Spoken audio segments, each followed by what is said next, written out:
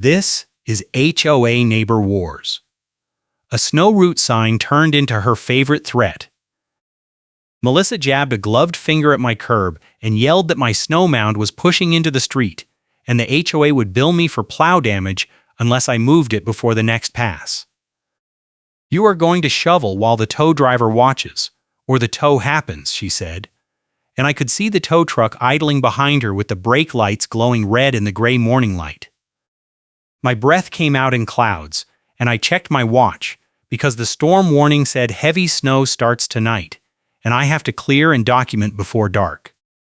I live in Phoenix, Arizona, in the Copper Canyon Homeowners Association, a neighborhood where group emails are used like public shaming posters, and I am a high school assistant coach trying to keep peace with neighbors while the HOA is turning everyone against me. Melissa Mitchell is the pool and amenities chair who controls access like a bouncer, and she had been waiting in my driveway with that tow truck since 6 in the morning. She held a clipboard in one hand and a steaming coffee cup in a gloved hand, and she told me the violation notice had been sent 3 days ago and I had ignored it. I told her I never received any notice and my snow pile was entirely on my property, not in the street. She tapped the clipboard and said the plow driver reported scraping my mound on the last pass, and the association was charging me $200 for blade wear unless I cleared it immediately. I looked at the curb and saw a thin line of compacted snow at the very edge, maybe 2 inches into the street at most, and I told her that was city plow residue, not my pile. She said, "You can be mad, or you can be compliant," and the tow driver stepped out of the cab and started walking toward my car with a strap in his hands. I pulled out my phone and started recording because I knew this was going to escalate. Melissa smiled and said she had done this before and people fold every time, and I could either move the snow right now or watch my car leave on the flatbed. I asked her to show me the written notice and she flipped through her clipboard and pulled out a single printed page with my address at the top. The page said I was in violation of winter maintenance standards and had until this morning to comply or face enforcement action. I checked the date on the notice and it was dated 2 days ago, but I had never seen it in my mailbox or taped to my door. I told her that and she said delivery method was not her problem, and the deadline was now. The tow driver walked past me and crouched down to loop the strap under my front bumper, and I stepped between him and the car and told him I was not consenting to a tow. He stood up and looked at Melissa, and she said the tow was authorized by the association under the enforcement clause in the covenants. I asked her which clause, and she rattled off a section number without looking at the clipboard. I told the tow driver I was going to file a police report for unauthorized towing if he hooked my car, and he hesitated and said he needed to see proof of authorization. Melissa pulled a second page from her clipboard and handed it to him, and he read it and nodded and said it looked legitimate. I asked to see the page and he handed it to me, and I saw it was a generic authorization form with Melissa's signature at the bottom, and a line that said the vehicle owner had been notified and refused to comply. I pulled out my phone and called the non-emergency police line because I knew this was not legal without proper notice, and Melissa said I was wasting everyone's time. The dispatcher told me an officer would be out within 30 minutes, and I told the tow driver I was waiting for the police before any tow happened. He shrugged and said he was on the clock either way, and he walked back to his truck and climbed into the cab. Melissa stood in the driveway with her portable folding sign stand and dragged it into frame, and she propped it open so I could see a laminated poster that said Winter Compliance Enforcement in bold letters, with a list of rules printed below. I did not mention my evidence yet, because I wanted her to repeat the story first, and I asked her to explain exactly which rule I had broken. She pointed at the sign and said snow piles cannot extend into the street or create a hazard for plows, and she had photographic evidence of my violation.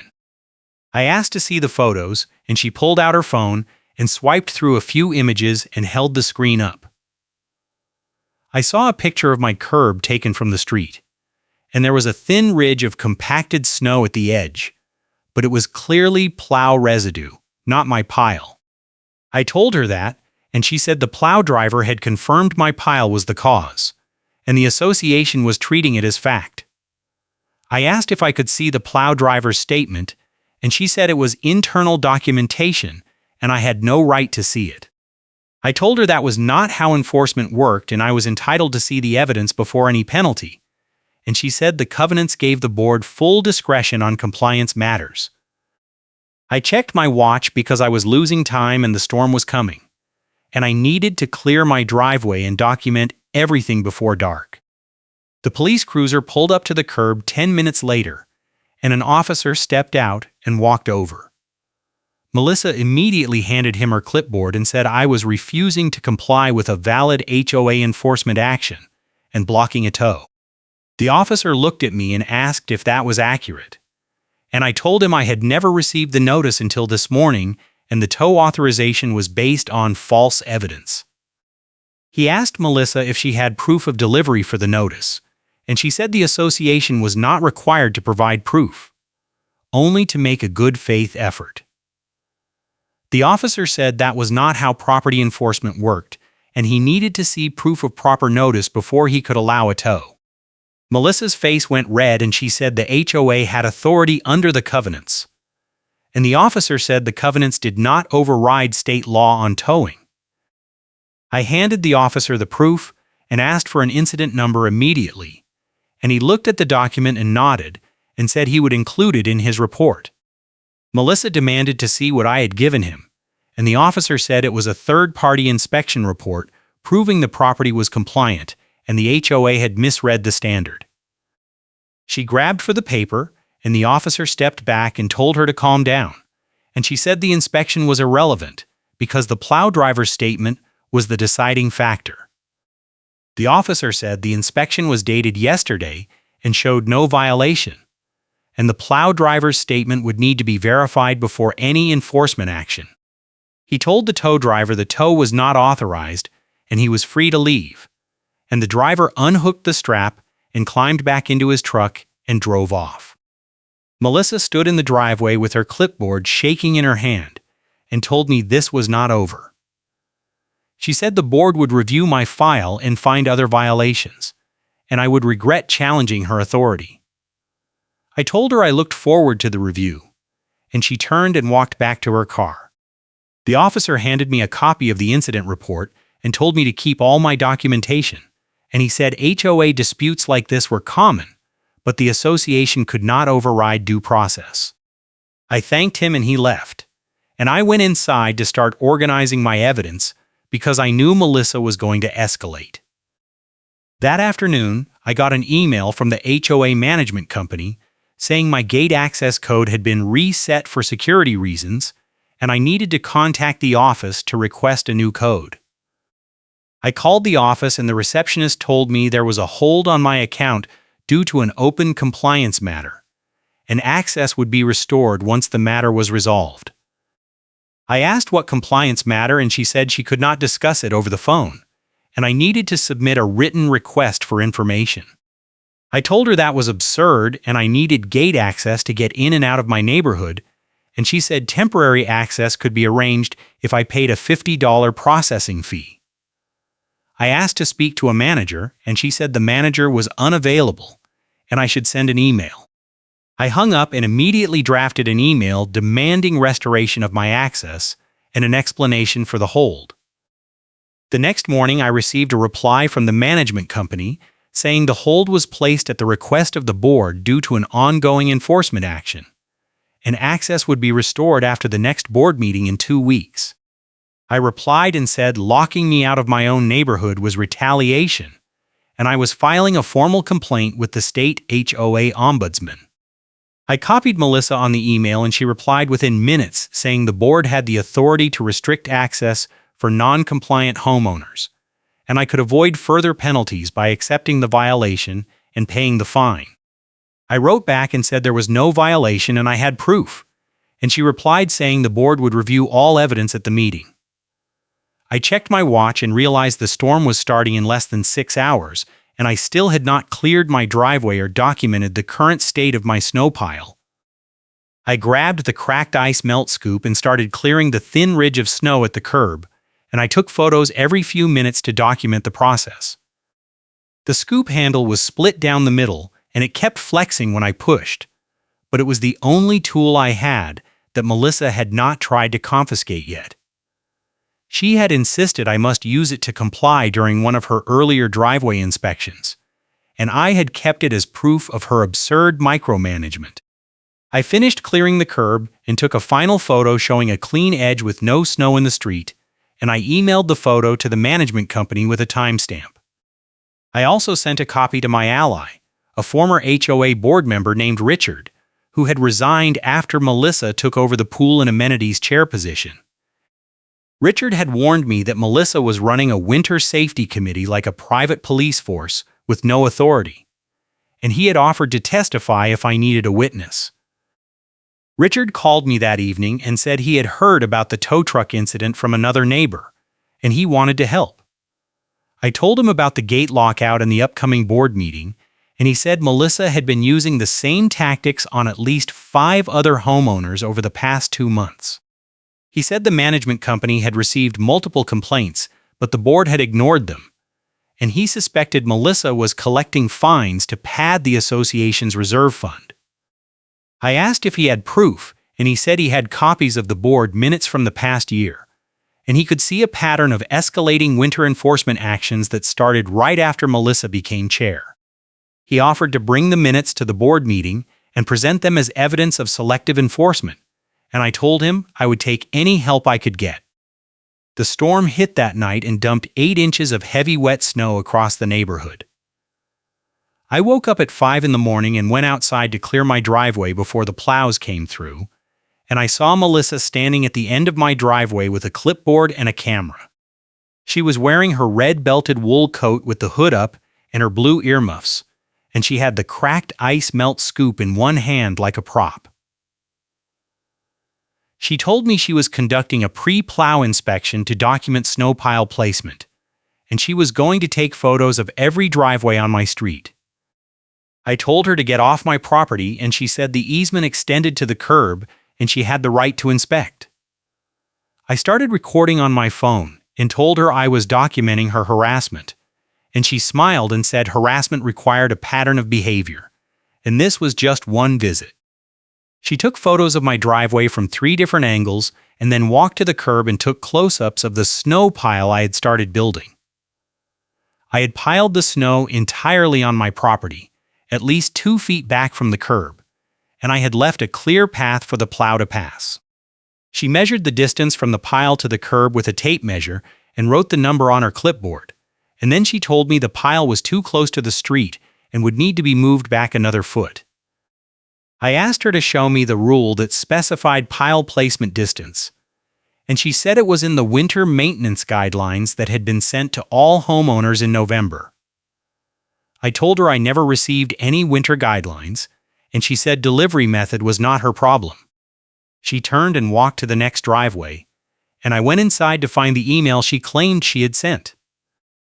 I searched my email and found nothing from the HOA dated in November, and I checked my spam folder and my trash folder and still found nothing. I called Richard and asked if he had received the winter guidelines, and he said he had not received anything either, and he suspected Melissa had never sent them. He told me to file a records request with the management company and demand proof of delivery for all winter notices, and I drafted the request immediately and sent it with a read receipt. The management company replied 2 hours later and said records requests required a 10-day processing period and a $25 fee, and I would receive a response after the next board meeting. I replied and said the meeting was in 12 days and I needed the records before the meeting to prepare my defense, and they said the processing period was non-negotiable. That afternoon I received a certified letter from the HOA attorney saying I was being charged with multiple violations of winter maintenance standards, and I was required to appear at the board meeting to show cause why I should not be fined. The letter listed 4 separate violations, including snow pile placement, failure to clear ice from my driveway within 24 hours, failure to use approved ice melt products, and creating a hazard for emergency vehicles. I read the letter twice, and realized every single violation was fabricated or exaggerated, and I had photo evidence disproving all of them. I called Richard and told him about the letter, and he said Melissa was trying to overwhelm me with charges so I would give up and pay. He told me to bring all my evidence to the meeting and demand that each charge be proven with documentation, and he said he would be there to back me up. The next week, I received an email from the management company saying my amenity access had been suspended pending resolution of my compliance issues, and I was banned from using the pool, gym, clubhouse, and guest parking. I replied and said I had no compliance issues and the suspension was retaliation, and they replied saying the board had voted to suspend my access at an emergency meeting. I asked for a copy of the meeting minutes, and they said the minutes were not yet available, and I would receive them after they were approved at the next regular meeting. I called Richard, and he said the emergency meeting was almost certainly illegal because the board had not provided proper notice to homeowners, and I should file a complaint with the state ombudsman. I drafted the complaint that night and included copies of all the emails, the police incident report, the inspection report, and the attorney letter. 3 days before the board meeting, I received a call from Richard saying he had been contacted by 2 other homeowners who wanted to join my complaint. Both homeowners had been targeted by Melissa over the past month with bogus winter violations, and both had been charged late fees and threatened with liens. Richard said one of the homeowners had been forced to pay $600 in fines and fees to avoid a lien, and the other was still fighting charges that had been piling up since December. He said Melissa was running the Winter Safety Committee like a revenue generator, and the board was collecting thousands of dollars in penalties that should never have been charged. I asked Richard if he thought the board knew what Melissa was doing, and he said at least 2 board members were complicit, and the rest were either scared of her or not paying attention. If you are enjoying this story, please hit the like button and subscribe for more HOA drama and satisfying payback. The morning of the board meeting, I woke up early and organized all my evidence into a binder with tabs for each violation. I printed copies of the inspection report, the police incident report, the email chain with the management company, the photos of my cleared driveway, and the certified letter from the attorney. I also printed the minutes Richard had given me showing the pattern of escalating enforcement actions, and I highlighted every instance where Melissa had charged a homeowner for a winter violation. Richard called me at noon and said he had just spoken to the other 2 homeowners and they were planning to attend the meeting and present their own evidence, and he thought we had a strong case for proving selective enforcement.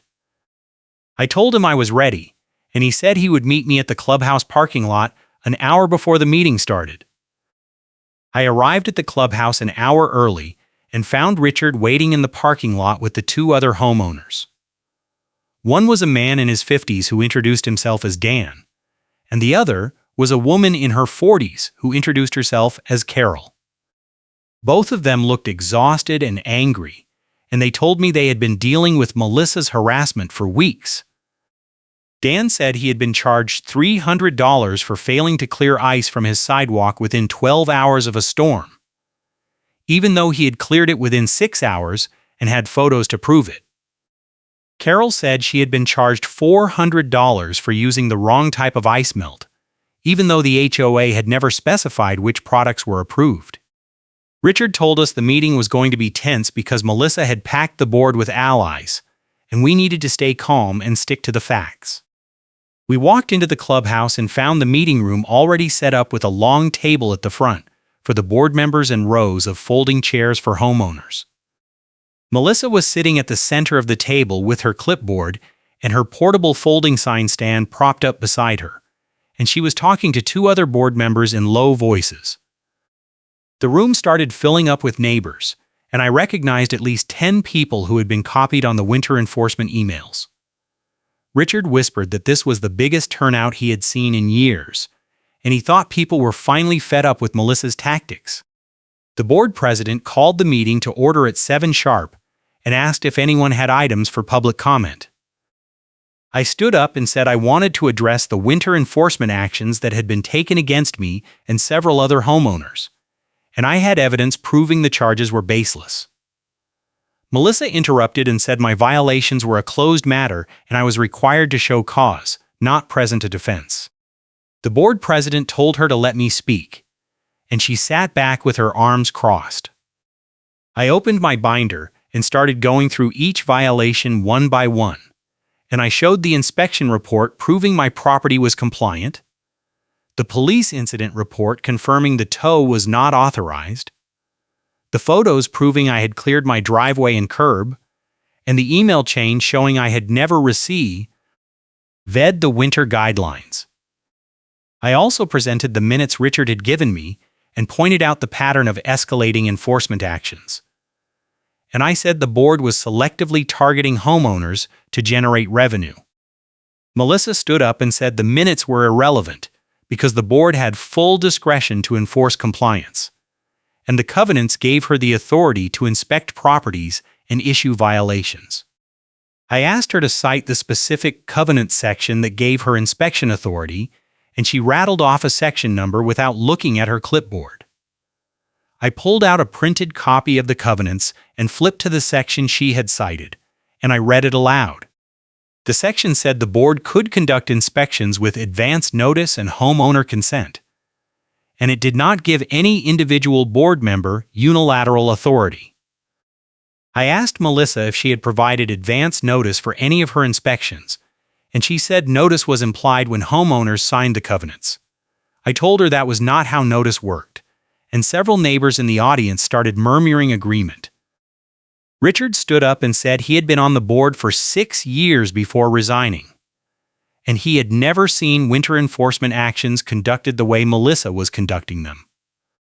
He said the Winter Safety Committee had no enforcement authority under the covenants, and Melissa had been acting outside her role as pool and amenities chair. He said the board had a duty to review all enforcement actions for fairness and accuracy, and it was clear that Melissa had been charging homeowners without proper evidence or due process. The board president looked uncomfortable and said the board would review the enforcement actions and determine if any adjustments were needed. Melissa stood up and slammed her clipboard on the table and said she had done everything by the book, and the board had approved every action she had taken. I pulled out my phone and played a recording of Melissa saying she had done this before and people fold every time, and the room went silent. I said the recording proved she was using enforcement actions as intimidation, not compliance, and I had filed a complaint with the state ombudsman documenting her pattern of behavior. Melissa's face went red and she demanded to know when I had recorded her, and I told her it was the morning of the tow truck incident when she was standing in my driveway threatening me. The board president asked to hear the recording again, and I played it on speaker. Melissa's voice came through clearly saying she had done this before and people fold every time, and several neighbors started shaking their heads. Dan stood up and said he had also been targeted by Melissa, and he had been charged $300 for a violation that never happened. He presented his own photos showing his sidewalk cleared within hours of the storm, and he said Melissa had refused to look at his evidence and had threatened him with a lien if he did not pay immediately.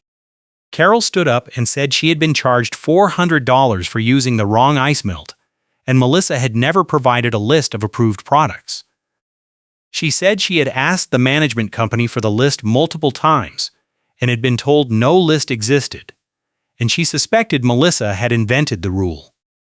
The board president looked at Melissa and asked if there was a list of approved ice melt products, and Melissa said the list was in the winter guidelines. I held up my phone and said I had never received the winter guidelines, and neither had Richard, Dan, or Carol. The board president called a 10-minute recess and asked Melissa to step outside with him, and the room erupted in conversation. Richard leaned over and said the board president was probably trying to convince Melissa to back down, and we needed to stay ready in case she tried to double down. Dan said he wanted his $300 refunded immediately, and Carol said she wanted her $400 back plus an apology. I told them we should demand a full audit of all winter enforcement actions for the past year, and Richard said he would make the motion when the meeting resumed. 10 minutes later, the board president and Melissa came back into the room, and Melissa looked furious. The board president called the meeting back to order and said the board was going to conduct an internal review of winter enforcement actions, and any homeowner who believed they had been charged unfairly could submit a refund request. I stood up and said an internal review was not sufficient because the board had already approved Melissa's actions, and we needed an independent audit. Richard stood up and made a formal motion for an independent audit of all winter enforcement actions for the past 12 months, and Dan seconded the motion. The board president said the motion was out of order because only board members could make motions, and Richard said that was incorrect under the covenants. He pulled out a printed copy of the bylaws and read the section that allowed homeowners to make motions during public comment, and the board president reluctantly said the motion was in order. Melissa stood up and said the motion was unnecessary because the board had already agreed to conduct a review, and Richard said the homeowners did not trust the board to review itself. The board took a vote on the motion, and it passed 4-1, with Melissa casting the only no vote. The board president said the audit would be conducted by an independent firm, and the results would be presented at the next board meeting in 30 days. Melissa stood up and said the audit was a waste of money, and the homeowners were being manipulated by Richard, and several neighbors booed her. She grabbed her clipboard and her portable folding sign stand and walked out of the meeting, and the room broke into applause. The board president adjourned the meeting, and several neighbors came up to thank me for speaking out, and Dan and Carol both said they were going to file refund requests the next day. 2 weeks later, I received a letter from a lawyer representing the HOA attorney who had sent me the certified letter. And the letter said the attorney was retracting the charges and refunding the $25 records request fee. The letter also included a formal apology and a statement that the HOA had determined the winter enforcement actions were not supported by the covenants. I called Richard and told him about the letter, and he said he had received a similar letter for the 2 homeowners he had helped. He said the audit had not even started yet, but the attorney had clearly advised the board to cut their losses before the audit uncovered more problems. I asked Richard if he thought Melissa would resign, and he said she was too stubborn to quit, but the board would probably strip her of her enforcement authority. 3 weeks later, the independent audit was completed, and the results were presented at the next board meeting. The auditor found that Melissa had charged 23 homeowners a total of $8,000 in winter enforcement penalties over the past year, and only 4 of the charges were supported by documentation. The auditor also found that Melissa had been conducting inspections without advance notice, issuing violations without proper evidence, and threatening homeowners with liens and towing without following due process. The auditor recommended that all charges be reviewed individually and refunds issued for any charges that were not fully supported. The board voted unanimously to accept the audit recommendations, and Melissa was removed from her position as pool and amenities chair. She stood up and yelled that the board was caving to a mob, and the board president told her to sit down or leave. She grabbed her things and walked out, and the room erupted in applause again. Over the next month, the HOA issued refunds to 18 homeowners totaling $6,400, and 5 homeowners chose not to request refunds because their charges were legitimate. I received a full refund of the $200 Melissa had tried to charge me for plow damage, plus the $50 gate access fee and the $25 records request fee. Dan got his $300 back, and Carol got her $400 back. Richard told me he had heard from several neighbors who said they were planning to run for the board in the next election because they wanted to prevent another Melissa situation. I told him I would support anyone who ran on a platform of transparency and fairness. The final board meeting minutes recorded the reversal and the reason. And the minutes included a statement that the winter enforcement actions had been conducted without proper authority and had violated multiple provisions of the covenants.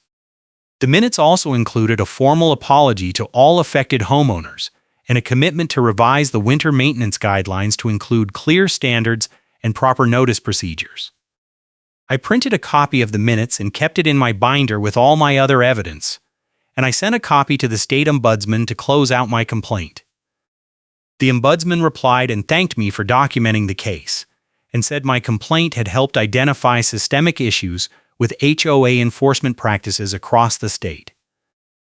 A month after the final meeting, I was outside shoveling a light dusting of snow when a car pulled up to my curb and a woman I did not recognize rolled down her window. She told me she lived 3 streets over and she had heard about the audit, and she wanted to thank me for standing up to Melissa. She said she had been charged $100 for a bogus ice violation 2 years ago, and she had paid it because she was afraid of retaliation, and she wished she had fought it like I did. I told her she should file a refund request even though the audit only covered the past year, and she said she would. She drove off and I finished shoveling my driveway, and I realized the cracked ice melt scoop I was using had finally split completely in half. I threw it in the trash and bought a new one that actually worked.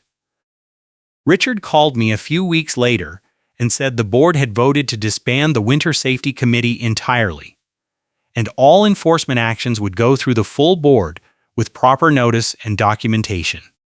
He also said the management company had been replaced with a new firm that had better oversight procedures, and the new firm had already implemented a homeowner portal where everyone could see their compliance status and submit evidence online. I logged into the portal and saw that my account showed 0 violations and 0 outstanding fees, and I felt a wave of relief. I called Dan and Carol to let them know about the portal, and both of them said they had already checked and their accounts were clear too. The following spring, 4 new board members were elected, and the board voted to adopt a homeowner bill of rights that included protections against selective enforcement, guaranteed access to evidence, and mandatory advance notice for all inspections. Richard was elected board president, and he asked me if I wanted to serve on the compliance committee, but I declined because I had spent enough time dealing with HOA drama for one lifetime. He laughed and said he understood, and he promised the new board would focus on transparency and fairness instead of revenue generation. I told him I would hold him to that, and he said he expected nothing less. I never saw Melissa again after she walked out of that final board meeting. I heard from neighbors that she had moved to a different part of the neighborhood and kept to herself, and I was fine with that. The cracked ice melt scoop that I had kept as proof of her micromanagement stayed in my garage as a reminder of how close I had come to giving up and paying fines I did not owe. Every time I saw it, I remembered the tow truck idling in my driveway and Melissa jabbing her finger at my curb, and I remembered that standing up to bullies, even HOA bullies, was always worth the fight. Thanks for watching, and I will see you next time.